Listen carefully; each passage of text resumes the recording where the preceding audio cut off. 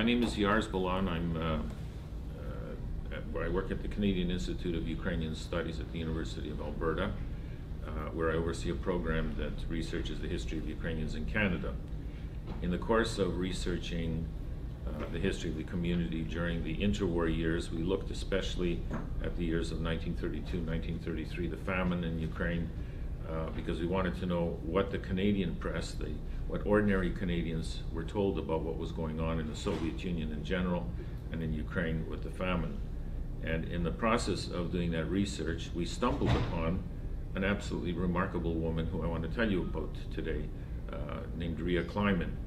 The theme of this conference is Inspire, and I hope that you will find her as inspirational as I have found her, because I tell you, she is a truly unusual woman.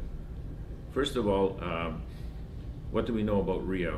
I'm still in the process of piecing her story together, but she was born Rachel Gertrude Clyman on the 4th of July, 1904, in a town called Pojanec in the Malopolska historical district of Poland, south-central Poland. She was the first daughter, but third child born to Solomon and Anna Clyman, and they immigrated to Canada in 1906, so she was 2 years old when she came to Canada. In Canada, she had 3 more siblings who were born, Rose, Murray, and Sarah, 2 older brothers and 3 younger siblings. Rhea grew up, it was a poor immigrant family. They grew up in a place downtown that was, I've got pictures of the houses, what they looked like, and they were shacks basically. So those years were hard, but they were typical of immigrants. They worked hard and managed to get ahead. Unfortunately, a very tragic thing happened to Rhea when she was 6 years old. She was at a parade for Victoria Day. In Canada, we celebrate Queen Victoria's birthday. And after the parade, she was trying to get on a streetcar in a crowd of people, and she fell under the streetcar, and it rode over her leg, and she lost her left leg below her knee. While she was in hospital, and she was in and out of hospital a lot, the Hospital for Sick Children in Toronto, a man used to visit her who was a generous philanthropist who supported the hospital, but he also was the publisher of the newspaper, the Toronto Telegram, and the editor of it. And he befriended her and took an interest in her, chatted with her, and he asked her what she wanted to be when she grew up, and she said she wanted to be a writer. So he brought her a copy of the Bible, the King James Version, because of course it's very beautifully written, poetically written, and told her, read this and you'll learn everything you need to know about writing. The issue is that Rhea was determined to be a writer, but she had many obstacles that she had to overcome. The next thing that happened was her father died when she was 11 years old. So with 5 children, her mother was left to raise them somehow. The oldest son was already working. Rhea went to work in a factory at the age of 11. She continued her schooling in the evenings and night classes, and as she got a little bit older, she was very practical. She took secretarial courses to be a stenographer because it would help her get a job, and she got a job. And certainly by 1922, she was working at precisely that as a stenographer. But Rhea was ambitious, she was extremely bright, and she also attended classes at the University of Toronto. We don't know how many she took or whether she was officially registered. I checked, and they have no record of her being there, but she did take courses at the university. In 1924, she moved to New York City and got a job, I think, as a receptionist for a psychoanalyst. Worked there for a year, and New York, of course, big city, very exciting, lots of things happening, lots of young people like her. And it was in New York that I think that she got involved with the Communist Party of the United States. Like many young people, she was idealistic. The reports about the Soviet Union were that they were... What year about? Which year would you read? It's about 25. This is 1924 and 1925. She lived in New York just for a year, and then she moved to London, England, and got a job with the Canadian government, a provincial government agency for the province of Alberta, doing public relations. It was again, to be in London, a big city internationally, a very exciting place to be. She was there for a year. but her goal was to go to see the Soviet Union. She wanted to see the revolution. She wanted to be part of it. She got a 3-month visa to study French in France. When that visa finished, instead of coming back to England, she went to Germany. And she was in Germany just long enough for a couple months to pick up some German. And on December 23rd, 1928, she got on a train in Berlin and went to Moscow. She arrived in Moscow not speaking any Russian, knowing no one, not having a hotel booked, nothing. I mean, this tells you something about the woman. She had $75 US dollars in her pocket. She was wandering around the train station. A man saw her, saw that she needed help. He spoke maybe 3 words of English, a couple of words of German. Somehow he realized she needed help. He took her across the street to a hotel, and there she was taken in by a journalist with the Chicago Tribune, and his wife were living in the hotel. She spent the first night sleeping in their bathtub. Then they had connections, and they managed to find her a place to live. And I'm pretty sure that they also arranged a job for Rhea, working as an assistant to the New York Times correspondent, Walter Duranty. He was the most famous journalist in the world at that time, so this was a wonderful opportunity. And she used it. She spent 9 months with him, and she used it to learn Russian, and she learned it very well. She was gifted with languages. She used it to learn how to be a journalist, and after 9 months, she started freelance writings, selling articles to newspapers. In particular, the London Daily Express would buy her stuff, and other newspapers. It's very hard to determine, right, figure out where she's, and how many articles she published, because she never got a byline. She wasn't a correspondent. She was just a reporter, and they would write correspondent from Moscow, but she wasn't a correspondent for any newspaper. She quickly began to understand that the Soviet Union was not the place that the propaganda presented it to be. She was a feminist. She took a very great interest in what the situation of women was, and she saw they had very hard lives, even though they were now equal. Equality meant they could do physical labor. It means that they could work in a factory, and they still had to come home and clean, cook, raise children, stand in line to get food, do a lot of the domestic work as well. And that the conditions they lived in were very difficult. She actually lived with a Russian family in Moscow. She didn't stay in a hotel. She couldn't afford it. She lived in a kommunalka with, 14 people, 3 rooms, 1 bathroom, a tiny kitchen. So she knew what the daily life of an ordinary Russian or Soviet citizen was like. In 1931, the famous Anglo-Irish playwright George Bernard Shaw came to Moscow. He somehow was introduced to Rhea very early on. She was an attractive young woman. He was an older man, 75, but he liked having a young, attractive woman with him, so she became part of his entourage, and she was with him everywhere, including when he met with Stalin. She was in the room. He had a meeting with Stalin, because she wrote about this later. She also had struck up a friendship with him, and he wanted to see churches. He wasn't religious, but he was curious. This was the anti-godless campaign was on, and so he wanted to see churches. Well, the Soviet authorities showed him one church that had been converted to a museum of atheism, another one where there's a bunch of old people. He wanted to see more, so they had arranged, because he was an older man, that from 5 o'clock till 7 o'clock he would have rest time in his hotel. He wasn't interested. He had lots of energy. She would come, and Shaw had assigned to him 2 very famous figures in Soviet history, Anatoly Lunacharsky, who was the Minister of Art and Education, and Konstantin Umansky, who at that time was the head of the press corps. Both of them spoke English, and so each one of the 2 of them was always there in the hotel, waiting for him, showing Shaw around. She arranged for a friend in the British consulate or embassy to come. He would take whether Umansky or Lunacharsky for beers or some drink somewhere. She would go up to Shaw's room, and they would sneak out the back door, and she would show him Moscow unofficially.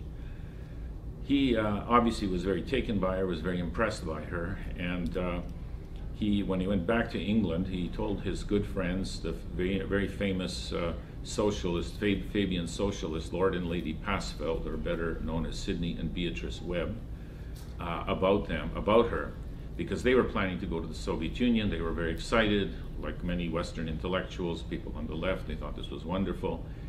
And it just happened that in April of 1932, Rhea met with, she happened to be in London on a visit, just having a break, and she met with the two of them. And it's very, very interesting what the impressions, later Beatrice Webb wrote in her diary an account about Rhea. I'm just going to find it here because it's, I said, she arrived at a very opportune time in the Soviet Union because this was the beginning of the first 5-year plan, end of 1928. And so there was all this excitement and construction and things going on. So, but she began to realize that this was not a successful, that for all the propaganda, that there were lots and lots of problems. Here's what Beatrice Webb wrote about Rhea on her diary entry of 9 April 1932. Canadian-born, Jewish father, Irish mother. Not true. Her mother was Jewish. Undergraduate at Toronto, but would not, or at any rate did not graduate, preferring to start wandering at the age of 21 about the world, she says, without any visible means of subsistence, picking up her livelihood as she went from capital to capital. Webb mentioned that Rhea told her there was a famine in Ukraine and characterized the collectivization and industrial drives as failures. This is what she also wrote about her. She is physically attractive, would be a pretty if her expression were not odious. Distinctly a man's woman, very free and easy and indiscreet. Neither Sidney nor I liked her, though our suspicions as to her virtue may be wrong, or at least may be exaggerated. So speculated about Rhea's sex life here. But she's a common little thing with no intellectual background and no moral scruples and the last word of cynicism. She winks sly suspicions, snarls and sneers at persons and causes. Anarchist by temperament, she started on her wanderings with a bias towards communism because it stood for atheism and rebellion against accepted codes of conduct. Now she loathes Russian communism and all its works and spent her time trying to disabuse us. One perpetual flow of accusation and insinuations against everyone concerned. So she was totally disillusioned by this time in what was going on in the Soviet Union. So that was April of 1932. June of 1932, Rhea embarks on an incredible trip by train from Leningrad. She wanted to see what conditions were like in the camps in the far north where political prisoners were being sent and used to build the White Canal and to harvest timber and things. She made it to, she went to Karelia, visited lumber camps there. She made it to Kem on the White Sea, which was the administrative center where the Solovetsky Island prison camp was based, it was administered from. It was illegal for a foreigner to be there. But this woman, she had more chutzpah in her little finger than, and it was interesting, the British consul in Leningrad praised her, said she's remarkable, he recognized right away, this is a remarkable woman. She came back with all kinds of very interesting information. She spent time there. She went all the way to Murmansk, Arkhangelsk, and spent a month traveling in the far north. She just got back to Moscow, and about a month later, got in a car with two women, young women from Atlanta, Georgia, who were like she was when she first came. They were socialites. They were came from wealthy families and everything, but of course they were very excited. Communism, this was a revolutionary society, a utopia. Women were equal. There was no unemployment. It was a workers and peasants state. It wasn't elites running it. So they wanted to drive from Moscow. They had a car, a Model T, and they wanted to drive all the way to the Central Asian republics. But they needed a guide and they needed an interpreter. The Soviet government proposed one of theirs. They said, no, we don't want anybody with the secret police. They said, then they proposed somebody from the Motor Association. Said, no, we don't want anybody from the secret police. They heard about her, met Rhea, asked if she could come with them. They allowed. So she then travels with them in a car in late August and September of 1932 from Moscow through, she spent the first night at Yasnaya Polyana at the Tolstoy estate. She describes all of this in a series of articles. She arrives in Kharkiv. In Kharkiv, she describes seeing starving people on the streets. A woman comes up to her and says, my name is Alice Mertzka. I grew up in New Toronto for 9 years. My father worked in a tractor factory, a Massey Harris factory there. We came here, 3 years ago to work at he got a job at Traktor Zavod, a big tractor factory. Do you have any bread? We have nothing to eat. She left the city in the morning with her two friends. They drove to Traktor Zavod. It was closed. They wouldn't show it to her. She thought she'd be able to get breakfast there because they had foreign workers, and foreign workers usually had a separate cafe and cafeteria. There was nothing to eat, so they just started driving south from Kharkiv. And as they were driving south, they drove past all of these empty villages. They could see that, you could see that the wind was blowing the curtains, the doors were open, there's nobody in them. And then she realized, oh, these are these so-called kulaks who are sent to the far north or to Siberia for being opposed to the regime. She drove past, finally they saw a village, there were some people there. She drives in, and it was women just selling things from their garden. And she wanted to buy some milk and some eggs. So she goes to one, second, third. They didn't understand her because she only spoke Russian. I mean, Ukrainian Russian aren't that different, but they couldn't. They were confused. They thought she wanted them to give them eggs and milk. And she said, no, I want to buy this. And they said, we haven't had chickens here. We don't have lives. Nothing. They've taken everything from us. One woman said, I live in a village nearby. I might be able to find some there. So she got in the car with them. They drove into the village, waited for the whole village to come. It's the first time the car had been in this village. Izyum, it was called. And the head of the village came out and asked them, so let me see how I just find it here. He asked them if, why they come to? He said, well, did you come from Moscow to investigate conditions here? Yes. Then you tell them that we are starving here, and that we are loyal citizens of the Soviet Union. They were all already collectivized, but the collective farm took everything. And he says, here's what he says.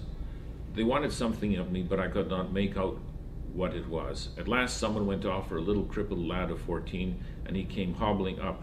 The mystery was explained. This was the village of Izyumka, the lad told me. I was from Moscow, yes. We were a delegation studying conditions in the Ukraine, yes. Well, they wanted me to take a petition back to the Kremlin from this village and the one I had just been in. Tell the Kremlin that we are starving, we have no bread. We are good, hard-working peasants, loyal Soviet citizens, but the village Soviets has taken our land from us. We are in the collective farm, but we do not get any grain. Everything, land, cows, and horses have been taken from us, and we have nothing to eat. Our children were eating grass in the spring. I must have looked unbelieving at this, for a tall, gaunt woman started to take the children's clothes off. She undressed them one by one, prodding their sagging bellies, pointed to their spindly legs, ran her hand up and down their tortured, misshapen, twisted little bodies to make me understand that this was real famine. I shut my eyes. I could not bear to look at all this horror. Yes, the woman insisted. And the boy repeated. They were down on all fours like animals eating grass. There was nothing else for them. So this is in the early stages of the famine. We know from research now that the famine really was bad from January of 1933 till June of 1933, when about 80% of the people who died of hunger died in that 6-month period. 25,000 people a day were dying. But the famine started in the spring. It eased a little bit in the summer, and then it got bad again in the fall. So this is still early on in the famine, but already you can see the conditions were very bad in the village. And then you have to wonder, these people who said that the state took everything from them, how many of them survived the winter? How many of them, of the people that she spoke to and that she met there? She was in Slovyansk, she was in Horyuka, she was in Donetsk.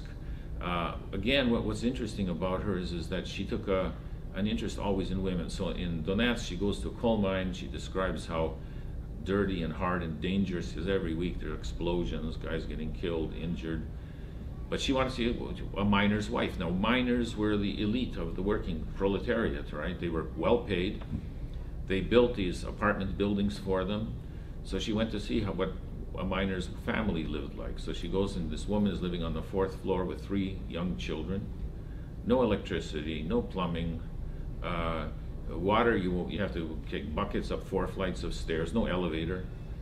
Bathroom, in the back, in the fields and behind the building or whatever, and trying to keep these 4 children clean and change. You know, can imagine doing diapers. I mean, it must have been horrible. But she wrote about this. She always made a point of talking about the situation of women. Just before she left on this trip, actually, she had an article published in a Canadian magazine called Maclean's, called Russia's New Women. And it's very interesting because she describes getting on the streetcar in Moscow. It's crowded with people, only could stand and shoulder to shoulder and whatever. And she's standing with a bunch of women. Of course, there are a bunch of men seated. And one of the women starts saying out loud, you know, this is my day off and it's my husband's, our only one day off. My husband, he sleeps till noon, then he goes visits his girlfriend. I have to go in the morning and stand in this line, stand in that line, and then I have to come home and I have to wash clothes and I have to do this. Obviously very bitter about her plight, but this is in a society where women were supposedly liberated and equal to men. She made this trip. She went through the seeing fields where they had watchtowers in the corner and men with guns, so that if any peasants tried to sneak out in the middle of the night or tried to steal grain because they were starving or hungry or whatever, they would be shot. They get all the way to Tbilisi, Georgia. They go into the hotel and the women get out, and Rhea looks, and in the lobby she could see militia, the police are there. She knew right away that they were probably there for her. She immediately went to the she found out where the German consulate was, went there, and she said, cable the British embassy in London, tell them I'm in trouble. She goes back to the hotel. OGPU guy comes up to her, says, you're under arrest and you're being deported. You have 24 hours to leave the country for spreading false news about the Soviet Union, because this trip that she made to the far north, she managed to smuggle out a few articles through Finland, and they were published in the London Express and in some Western newspapers. And when the Kremlin saw them, they were very upset, because they described how prison labor was being used to harvest timber, for instance, and the British were buying Soviet lumber, which was basically made with slave labor. And she exposed this, and they did not appreciate this. And they were published under her name? Those articles were. They knew, and so she got, you know, this is what got her in trouble. Not this trip that she ended up. She wrote about that trip in the far north. She wrote 21 articles. Some were published in the London Express, but the whole series was published in the Toronto Telegram in October of 1932. The second series, because she wrote up all her experiences on this trip through Ukraine and all the way to Georgia, in another 21 article series. She tried to get it published as a book in London. That didn't work out, so she sold it to the Toronto Telegram, and they ran it. And these are articles that appeared on the front page, mapped pictures about this incredible trip through the famine lands of Russia, was what it was called. All time you were talking, I was wondering what took them so long, because obviously was not loyal to the cause for a long time. Well, they obviously had figured, they were watching her, and I think she just reached the point, so, you know, Ukrainian nabredli, you know, she was already, that was enough, and she was going to tell it like it is. And so but again, this is the type of woman she was. When she came back and this guy put her under arrest, her first reaction was, you have no right to arrest me. I'm a Western journalist. I have it, you know. And she wasn't afraid of anybody. She absolutely not. So and then she left, and she wanted to make sure that the telegram gone through. So she started walking back to the German he's running beside her, yelling at her, you know. Finally, he takes out a gun, puts it in her, you know, side, and says no. And she turned around. She came back. They put her on a train. She goes back to Moscow. She had 2 days to pack and leave the country. Her deportation, she was the first Western journalist to be expelled from the Soviet Union in 11 years. It was covered in dozens and dozens. I just had a friend who was telling me he found 76 articles about her deportation in I think in the American press alone, in the European press, in Australia, in the Senate, all across Canada. This was a big news story. She was famous this was her few minutes of fame, like Andy Warhol said. So she comes back to Canada. She worked on this series of articles about her trip through the famine lands in Ukraine, and they ran in May of 1933. So while the famine was raging, her articles were appearing. In November of 1933, she goes back to Europe, this time as a full correspondent with the London Daily Telegraph, based in Munich, Germany. So here she arrives, this young Jewish woman in Munich, and she was there from 1933 till 1939. This is a part of her life that I'm still working on, but there are some interesting things we already know. Again, when she arrives, first of all, when she first arrives in Berlin, and these Nazi officials, are saying she was having a cigarette or something, and she wasn't afraid of, she wasn't intimidated by anybody. She in 1935 she caused a scandal because she was at some rally, and when they played Deutschland, Deutschland, she refused to give the Hitler salute, so the German government filed a complaint and they wanted to shut down the London Daily Telegraph office. The British government, the British Foreign Office intervened or whatever, she was allowed to stay.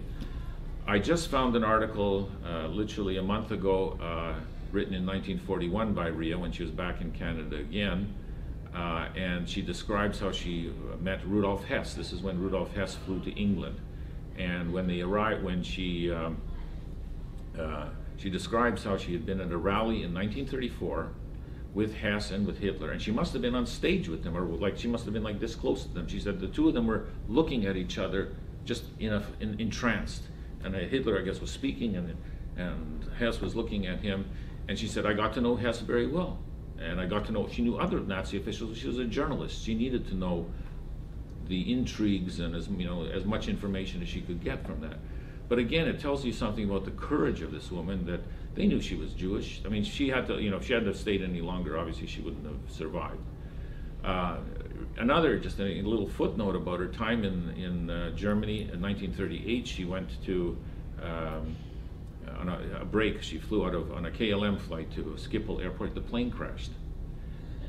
6 people were killed, the pilot, the crew, 2 passengers, 14 survivors. I have pictures of this plane crash from the investigation. How anybody survived this plane crash is amazing, but she did. She was injured, but she survived. She comes back to Canada. She was in Canada till 1942. 1942, she moves to New York, and from there she worked. It looks like she worked for for American intelligence from 1942 till 1947. So this is before the CIA. But it makes perfect sense that they would hire her because she knew the Soviet system firsthand. She knew Nazi Germany firsthand. She would have been a very, very good analyst and source of information and knowledge about these 2 places. So she worked for them. After that, her life was very difficult. As a woman, as a freelance writer without any pensions or big news organizations behind her, she worked from job to job. She worked for the McCann Erickson advertising agency. She did some work for Reuters. I checked with Reuters. She wasn't on the payroll, so she must have been just freelancing, like on contract. Same thing with the thing. We found some letters from 1959 to 1962 that she wrote, where she talks to friends about her life and talks about how hard it is. But she says this with no self-pity. This woman had no. She wasn't whining, complaining. She just described that, I get a job, I'm way overqualified, these young guys hire me, I get bored after 2 months, I quit, I go to another, but really not a job worthy of somebody of her intellect and her experience. But she survived, and the last letter, we just found 5-6 weeks ago, thanks to her nephew's widow, a letter that she wrote to him 5 years before she died. She died in 1981 in New York. And again, he had written to her and said, look, he's starting up a development company, maybe you have a little bit of money you want to invest. Well, she wrote saying, look, I have a few stocks or something, but she says, but I'm trying to get into a senior's home. I'm losing my eyesight. My heart is giving me problems, whatever. She was obviously in failing health already. She died July 1st, July 4th, 1981 in New York. We don't know where she's buried. The family kind of lost touch with her. She was very much an independent. She never married. She did have a boyfriend supposedly in Russia for a while, which is why she went to the far north to see. He got arrested for trading valuta on the black market. And she was I mean, she was obviously a difficult person. I mean, this widow of her nephew said that she met her on a couple of occasions when she came to Toronto to visit family, and she said that she would tell these stories, and he said, you know, we didn't believe it. I mean, she met Krupskaya, Alexandra Kollontai. She had Mikhail Kalinin drove her home after some function at the Kremlin one time. George Bernard Shaw. She was the only Western Canadian reporter at the wedding of Wallace Simpson and King Edward, who resigned to marry her. She knew obviously Hess. She knew other, you know, she knew a who's who of her historical generation, which is very remarkable. So she's somebody that we're continuing to work on. I'm continuing to work on. I think that we need to know about her. And I think that as a journalist, what it's like to be a journalist reporting from totalitarian regimes. She reported from the Soviet Union and from Nazi Germany.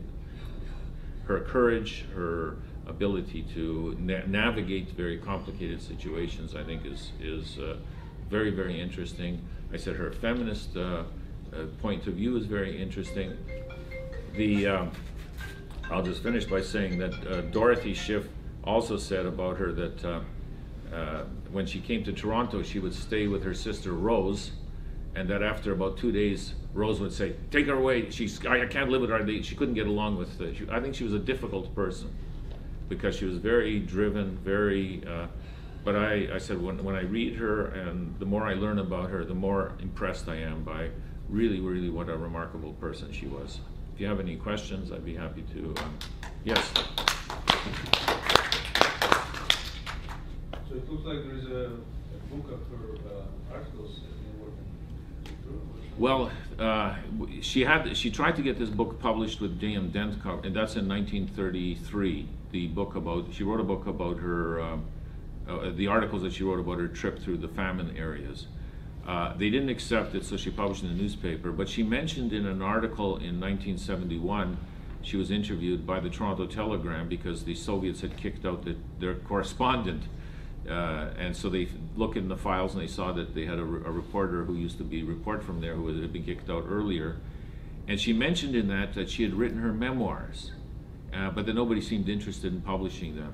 I'd love to find those memoirs, but we don't know. I said she kind of, the family, everything the family knows about her, really they know from my research. They're very interested. They knew about her. Dorothy said that, you know, I said that she says, I can't remember what she looked like. I said, I just remember that she would tell these stories and that the family would go like, really? You know, like you met Krupskaya, you met Kollontai, you met Kalinin, George Bernard, you know, like this was sort of fantasy, I think, for them. So, but I'm hoping, we don't know, I said, where she's buried in New York. She wasn't an observant Jew. It's clear that she was a rebel. But when her nephew's son had his bar mitzvah, she had an article published in this book. She wrote a dedication on his bar mitzvah to him, and so she, growing up in Toronto, I have one reference to her being at a junior Hadassah event when she was maybe 18 or something, but. So how strong her connections were to the Jewish community is they weren't very strong, but of course she had many Jewish friends too. So In the socialist community? Yeah, primarily. Women like herself who ended up, there's the letters that we found in Eugene, Oregon in the archives there of one woman. There were these 5 letters, and the women that she was writing to, the 2 women that they were addressed to, were both former Soviet, you know, pro-Soviet, from those days back in the old days. Yes. Well, it's refreshing to learn that there was somebody that wasn't whitewashing communism, but like Walter Durant or John Reed or other people like that. Could you put her in the context of Western journalism? Was she an exception? Were there other people like her?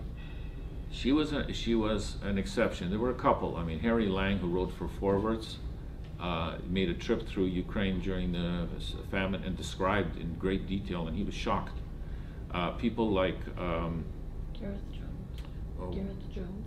Well, Gareth Jones was a Welsh journalist who managed to actually walk through part of the countryside and see in 1933 already. Her account is of the early stages of the famine, but there were a couple of people. There also was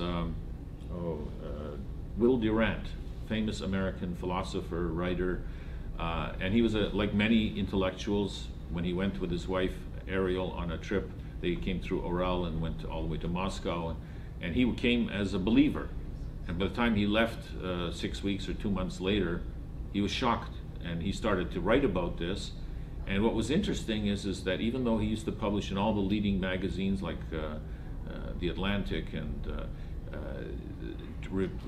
the editor said, we can't print this because our readers won't accept it, critical articles. That's all sweet. But she was tougher because she wasn't attached to a major news organization. So if she was a formal correspondent, I don't think they would have been so quick to kick her out. I think that she would have had the newspaper backing her or whatever. It was easy for them to kick her out. She was a freelancer. And when I read the accounts of Eugene Lyons and Durante and Knickerbocker, this whole circle of journalists, William Chamberlain, it was like a boys' club. She was a girl. So she was excluded, first of all, because she was female, I think, because they write about it, and they all interacted among themselves. They were bitterly rivals and everything like that, but she was, I think, just kind of dismissed. And yet, her legacy, I think, stands up extremely well compared to what they wrote. There were, at the very same time that Rhea was traveling in 1932 in Ukraine, there were 2 other Canadian reporters who were sent by their newspapers and traveled, and in some cases they were in the same cities, visited some of the same sites, very different accounts, very different accounts. They wrote some critical things, but she understood when she also, one of the articles she wrote after she got kicked out, when she got to London, she talked about how people don't realize that the Soviet Union had changed under Stalin, that chauvinism was now rife, that whereas Stalin, the power used to be based on workers and peasants, it was now based on the old aristocratic elite military families, the old chauvinist Russian tsarist autocracy. These people who were shaped and had that mentality. They were now the people that were administering the policies of Stalin. So she was very perceptive. She was very, very perceptive, and I said it was it's again, and she's totally lost. No, nobody knows about her. Are you planning to publish her articles like a separate Yes. volume where Yes. you can actually read that out of?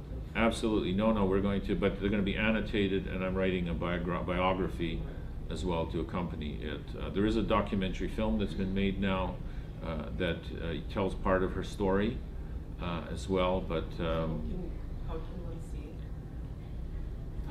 it's right now because it's finished and they're showing it at film festivals, so they don't let you can't buy it or anything yet or see it. It will be eventually. I'm not totally happy with what they've done with it because it's not just her story, but yes. Let me ask you, her tone of voice, was it sort of like, critical yet sort of calm, or like in some newspapers, like especially in an opinion ad, was it like sort of angry and eager to, sort of like not a thundering problem? All right. That's a very good question. I'm going to read you one of the first articles in this series about her trip through the famine lands, and she wrote it as a open letter to Comrade Yagoda, who was the head of the OGPU, and it's like Dreyfus's J'accuse. This will give you a flame. To Comrade M. Yagoda, acting head of the OGPU and member of the Presidium of the All-Union Communist Party. An open letter. Comrade Yagoda, as the chief of state political police, you are head of an organization which now governs Soviet Russia. The OGPU workers have the best food rations and your soldiers are the most loyal. In your organization, there is no inefficiency. Your colleague, Comrade Boyer of Chem, he was the head of the Solovetsky Island prison camp, said that your weapons for enforcing discipline were food or shooting. So they used hunger. You, therefore, are the man best informed about the actual conditions in the Soviet Russia today. The conditions in Russia have never been so serious. The workers are discontented and the peasants are starving. All this you knew when you signed the order which was to compel me to leave in a few hours a country where I had lived and worked 4 years. I have no quarrel with you, Comrade Yagoda, or with your organization. The 5-year plan is beggaring people, and collective farming has failed. The parched, stricken fields in southern Russia tell their own story. Your gunmen are patrolling Ukraine and Georgia. Theft of a few ears of corn from the collective farms is punishable by death. It is now part of the Soviet Penal Code. That is how you maintain law and order among the starving peasantry. You do not want the outside world to know this. Is it not true that all of the towns in northern Russia, like Hibinogorsk, Kandalaksha, Novostroy, Murmansk, and Arkhangel, are being built by kulaks laborers? That the whole policy of liquidating the kulaks was a well-laid plan to get cheap, sweated peasant labor into the sparsely populated regions of northern Russia. From each of these workers, the OGPU draws from 25 to 10% revenue. You accused me of sending out alarming reports about the food situation in the towns and the famine in the villages. Can you deny that mothers of families have now been deprived of their bread cards, that children under 8 years of age have not received milk for months, that workers in the mining areas of the Donetsk Basin and in the Urals only have potatoes and black bread to live on, and that the last time they received meat was for the November 7th celebrations? The OGPU cooperative is the finest in Moscow. Your workers get meat and butter every month, but the children in the villages of Ukraine near Izum and Nikotovka were eating grass when I saw them a few months ago. The workers in Rostov eat bread made of corn chaff and straw. The Soviet government needs gold to meet its foreign commitments, so you arrest elderly women and keep them for months without notifying their families to get the last. WHO continues to import expensive new motor cars. Is it not true that you watch every foreigner in Russia, that our letters are read, our telephones listened to, and that you bully our servants to make them report to you who comes to see us? You try to bribe or bully Russians who have connections with foreigners to become your spies, even using minors for that purpose. Can you deny that you plant your agents in every house, factory, and workshop to fan the flames of class hatred? Well, I mean, talk about powerful. It's very straightforward, but And there's this is published in the newspaper? What's this? This was published in the newspaper? This was in the Toronto Telegram, yeah. And in the London Daily Express they published this as How well. many died in the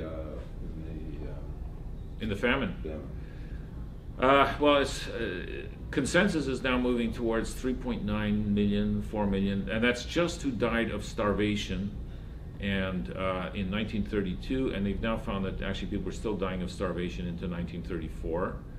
As I said, the vast majority died in a 6-month period out of those. And that doesn't include the people who were shot, doesn't include the people who were, about 1 million peasants were deported from Ukraine into Siberia. Some of them were just dropped in the middle of the forest with an axe in the middle of winter. Some of them froze to death, some of them starved to death. And then of course you had the other purges that followed in the 35, 36. They shot intellectuals, but the demographers at the Ukrainian Institute of Sciences have been working on this, trying to reconstruct on available sources what the likelihood, and they say 3.9 million, 4 million is the range. There's some who still believe 7, 5.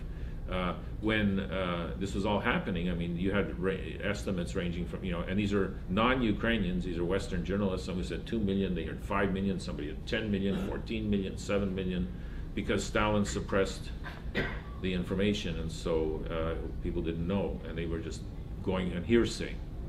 It was up to 20, 25 years ago, you'd be in Moscow and you'd see a line 1/4 mile long, and you'd ask, what's that line for? And they're waiting for the milk truck, which would be like a big gasoline truck coming with all milk, and they're waiting out there in the cold for the milk truck, each with buckets or pitchers. What's fascinating is that many of the features that you read about in her articles about what life was like in the 30s, that they remained features of Soviet, suddenly there's no toothpaste. Suddenly for 6 months there's no. If you want to know what Disappeared tomorrow, it was a Yeah, disappeared and so people go and buy like crazy when it comes back on in the short. You know, it's like it's crazy. Just want to share, Yes. my father was born in Alexandria, which is a small city in Kirovogradska Oblast, Okay. 40 kilometers of And where? in Ukraine. He was born on June 8th of 1933. He was the fourth child of my grandmother. It was the first one she delivered actually in hospital because everybody else were born at home. The only reason it was actually possible because we had relatives in America who was sending food. Yeah. And that my grandmother described that she was in the same ward with a little girl who was cachectic dystrophic, and her parents were arrested because they ate their younger child. Yeah, there was cannibalism. There was. It was a horrible time. I have a number of actually interesting Jewish accounts. A woman from Edmonton, Alberta, who was originally from Berdichev, and she, in 1933, she attended the big Zionist conference that took place in Prague, and then she went from Prague to Odessa, and then she went from Odessa up to Berdichev, and she described it. She was interviewed by a reporter when she came back, and she said there were dead bodies of starved people in the ditches. There was another. The head rabbi of the city of Edmonton, his wife and children, he left earlier, and he had been in Canada for almost 5 years before he was able to get them out, and they were in Poltava. And when they came out, the reporters from the newspaper actually went to the train station to meet them when they came in to ask, so is it true about this famine? They didn't want to talk about it. I think that they were afraid to say anything because they probably had friends, you know, and family or whatever that were still left behind. And unfortunately,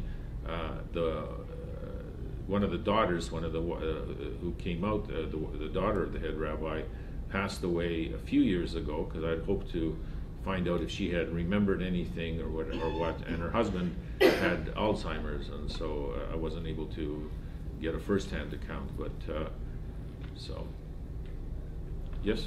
Can I ask you what triggered your interest in Ukrainian famine and in life of Rhea, Clyman?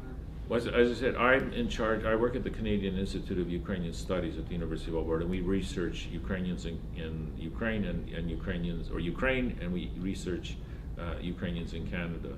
And we were doing research on the years between the First and Second World War, and of course the famine is was a big event. So we started to look at Canadian newspapers. We looked at the Ukrainian newspapers, but in English, the Canadian newspapers, and I hired a student, and she found 2 or 3 articles, and it was clear that it was part of a series.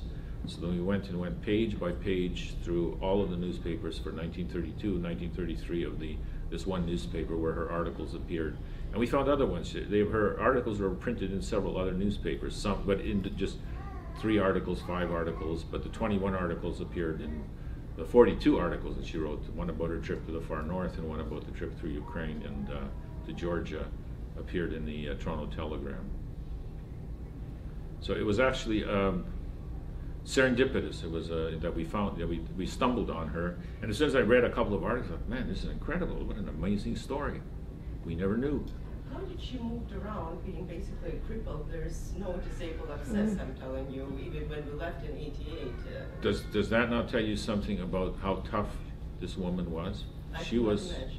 Well, no. I mean, anybody's traveled, and I traveled in Soviet times, and you know, schlepping up and down those stairs in the train stations. Sorry, I apologize for interrupting. When was she crippled? I guess. When she was 6 years old, she lost her leg below her knee, her left leg, so she had a prosthetic leg. There are pictures of her, but she's wearing like stockings that just, you can't tell that she's got a prosthetic leg and stuff. But I'm sure, I mean, the pain and stuff, but she was, I said, she was fearless and she was tough. Was there famine in Russia as well as Ukraine? There were a couple parts that were affected, but nothing like in Ukraine. And Ukraine, what made it specific is in '33, they sealed the borders. They then sent in activists and took food off the table. They dug up any potato, you know, if they had a cold cellar or something, they took all the food away. I mean, this was a very deliberate act of murder, really, because they knew once they sucked all the food out, then people, you know, had to survive, and they ate birds and dogs and whatever. But when those were gone, and they tried to make food out of grass, and so no, it was a very different thing in Ukraine. And even though there's no order from Stalin saying kill those pesky Ukrainians, it's clear that Stalin was the Communist Party expert on the nationalities question in the late 1890s, early 1900s. He was the expert. He was from Georgia, wasn't he? He was from Georgia, but he embraced Russian imperial ideology. He had this Russian messianic vision, and he, you know how it is, converts are even worse than, he was a convert to Russian nationalism. So how many people initially, that's 1930, lived in Ukraine? 30 million. Before the... Yeah, 29, 30 somewhere they And figured. it went down to... Well, it went down, but you also, what they did as well is they kind of ethnically cleansed the part of Ukraine, and then they brought in people, Russians and people from other republics, to settle those areas, especially in the southeastern part of But it Ukraine. was very deliberate. They did it to all republics. They deliberately mixed it. They kept mixing it up. And it was clearly to break the will of the people. Yeah, First they yeah. do collectivization in Yeah. 29, and then there was famine to crush. Yeah. But it's more than just the Crimea, because Crimea has more Russians than... Well, Crimea wasn't as affected by the famine. Crimea was Russian. It was gifted by Khrushchev or something to Ukraine. So it was always part of Russia. And it was always named Russian, they spoke Russian there. There were also Ukrainians there. There were lots of Tatars there with the Tatars, which the They moved them out, though. exactly, they ethnically cleansed them and brought in. They made it Russian. I mean, it wasn't. I mean, the Tatars have been living there since the 1300s. I mean, how many hundreds of years you have to live somewhere before it's your homeland? It's their homeland. They were afraid of the Tatars. They still are. They still Now are. more than that. Yes. Do you know how many people in total worked in labor camps? That's a good question. I don't have that at my fingertips. Millions, obviously, millions. What changed the attitude of Russia concerning Ukraine after they put through this plague of no food? What made them? Well, change? they felt that they had broken the back of resistance, they were terrified. Stalin was terrified because Ukraine, during the revolution, there was an attempt to create an independent Ukrainian state, and Lenin had to make a concession. He created the Soviet Ukrainian Republic and these national republics, not because he believed in it, but the national feeling had grown and was so strong that he had to kind of say, look, we'll let you have your own country, but of course everything's still going to be run out of Moscow. And but there was always this fear that Ukraine wanted more and more autonomy, wanted to be more in control of their own destiny. Even to today. And that goes right to today. Absolutely. Yes. How did it happen historically that there is such a big was such a big Ukrainian immigration to Canada? Because Canada, when the Canadian West was opened up, they needed farmers, and they tried to get them from England and Western Europe, but very few came, and so then they turned to further east.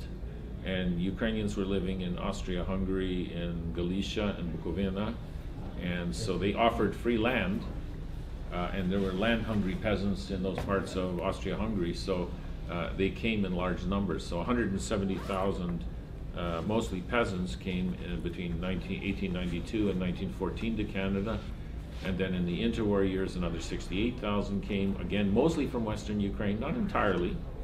And then after the Second World War, again, you have an influx, but that was also people from Eastern Ukraine. So, Were there many Jews of that group or not? well, these we're just talking about ethnic Ukrainians. Now, what's interesting about Canada, if you were to count the Jews who emigrated from the Tsarist part of Ukraine or the interwar Poland that is now part of Ukraine, and if you were to count also their German communities, Mennonites, Lutherans who historically came from Ukraine. If you were to count, there are some Polish and Romanians, because of the border areas, there are Ukrainian villages on the Polish side, or vice versa. The immigration to Canada of people from the territory of what is Ukraine is huge. It's huge. Much bigger than... from 1938 to 1945, they closed the doors to Jews. Yes, they did.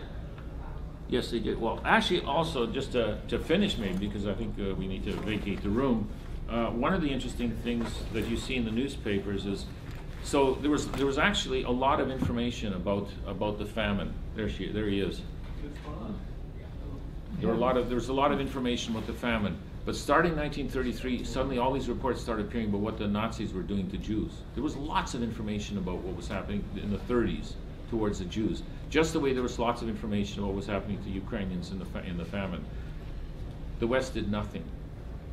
No, you know, they knew about it, but it was. And they blockaded Jews from coming.